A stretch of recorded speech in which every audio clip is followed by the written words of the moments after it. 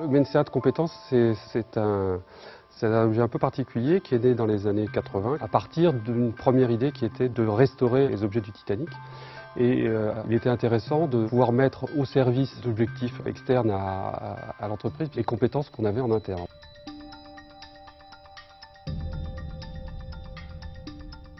Et quand on communique entre deux spécialités, on apprend plein de choses.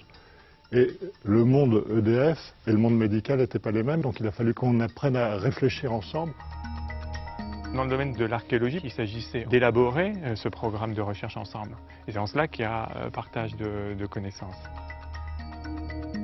Pour se rendre compte de l'ampleur du travail, il s'agissait d'un monument à la colonne des Danseuses de Delphes qui nous est parvenu dans un état de conservation qu'on pourrait qualifier de plus que médiocre, puisqu'il y a plus de 260 fragments qui étaient dispersés. Il a fallu plus de 4 ans de travail pour justement arriver à la modélisation.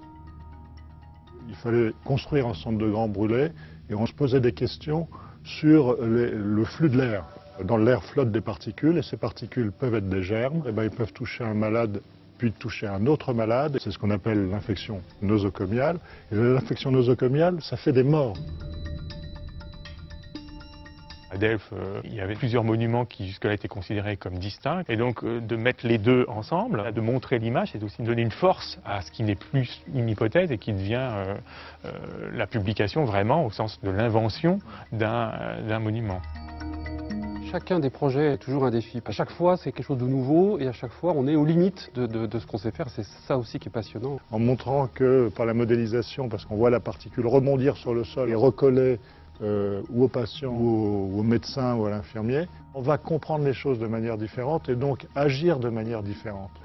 Et de notre côté, il faut savoir que dans un circuit de centrale nucléaire, il y a des particules qui se déposent à des endroits où on n'a pas forcément envie de les voir. Et comprendre ces phénomènes-là, c'est tout à fait essentiel aussi. Ce plaisir de travailler ensemble nous a permis d'avoir des résultats qui, au bout du chemin, vont permettre de sauver des vies de grands brûlés et même d'élargir à d'autres. Ça révolutionne aussi en partie les blocs opératoires, les centres d'hématologie.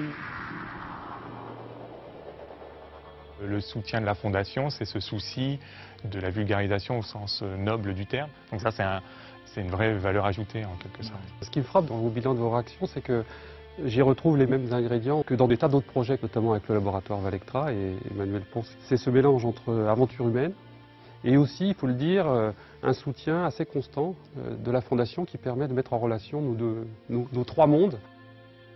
Derrière tout ça, il y a des hommes, et on a vu des ingénieurs. Moi, j'ai travaillé avec Christian Bochen à EDF. Il a fallu qu'il comprenne ce qu'était un brûlé. Alors là, c'est un peu extraordinaire. Il est venu dans les centres, il a enfilé les chaussons, la casaque. Et à la fin, il avait tout compris. Moi, j'ai eu en archéologie la chance de travailler avec Guillaume Thibault. Et non seulement il est venu à Delphes, etc., mais ça signifie qu'il m'a obligé à formuler les questions.